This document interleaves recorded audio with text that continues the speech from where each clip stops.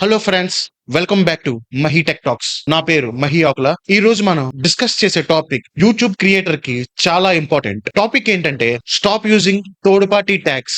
New YouTube meta data update 2026 గురించి complete గా అయితే అర్థం చేసుకుందాం. వీడియోనైతే లాస్ట్ వరకు అయితే చూడండి. ఫైనల్లో న్యూ ఎస్సీఓ స్ట్రాటజీ కూడా మీకు చెప్తాను. వీడియోలోకి వెళ్లే ముందు ఛానల్ కి అయితే సబ్స్క్రైబ్ చేసుకోండి.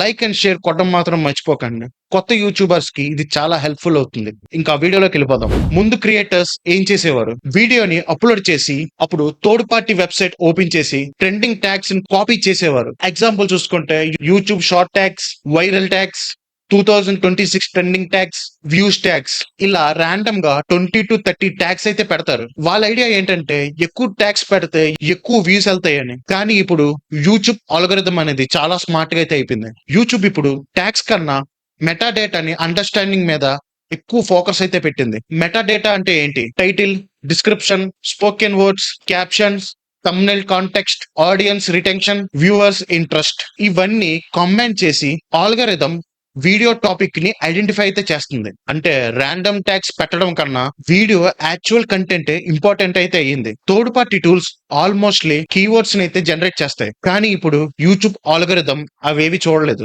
ఎగ్జాంపుల్ మాట్లాడుకుంటే మీ వీడియో, సపోజ్ ఈ వీడియో అనుకుందాం, టైటిల్ ఏఐ టూల్స్ గురించి అయితే వీడియో వచ్చి వేరేది ప్లే చేయడం. అంటే సపోజ్ ఇప్పుడు ఈ టాపిక్ ఉందనుకోండి, ఇప్పుడు మనం మాట్లాడే టాపిక్ టైటిల్ పెట్టి వేరే టాపిక్ దాన్ని తీసుకొచ్చి ఇందులో పెట్టి డిస్క్రిప్షన్ లో వేరే టాపిక్ పెట్టారు అనుకోండి, వెంటనే యూట్యూబ్ ఆల్గోరిథం అనేది కన్ఫ్యూజ్ అయితే అవుతుంది. లాస్ట్ కి మీకు రిజల్ట్ ఏమొస్తుందంటే లో ఇంప్రెషన్, లో సిటిఆర్, లెస్ రీచ్. అందుకనే కీవర్డ్ స్టఫింగ్ అనేది స్టాప్ చేయాలి. మీ అందరికి వచ్చే డౌట్, 2026 లో వర్క్ అయ్యే స్ట్రాటజీ ఏంటి? ఇది చాలా ఇంట్రెస్టింగ్ పాయింట్. కొత్త యూట్యూబర్స్ కి అయితే చాలా హెల్ప్ఫుల్ అయితే అవుతుంది. ఫస్ట్ పాయింట్ వచ్చి స్ట్రాంగ్ టైటిల్ అయితే క్రియేట్ చేయాలి. ఎగ్జాంపుల్ చూసుకుందాం. మీరు ఒక వీడియో అయితే క్రియేట్ చేశారు, దానికి టైటిల్ మామూలుగా మనకి అనిపించి ఒక టైటిల్ పెట్టారు అనుకుందాం, యూట్యూబ్ ట్యాగ్స్ 2026 వైరల్ వ్యూస్ అని. కానీ ఇలా పెట్టడం వల్ల చాలా రాంగ్, రీచ్ అయితే ఎక్కువ వెళ్తాం. మీరు ఏం పెట్టాలంటే stop using third party tags, new YouTube meta data update explained అని స్ట్రాంగ్ టైటిల్ అయితే పెట్టండి. అంటే మీరు చేసే వీడియోకి కంప్లీట్ మనం ఏం చెప్తున్నాం అది స్ట్రాంగ్ టైటిల్ కింద మార్చి పెట్టండి.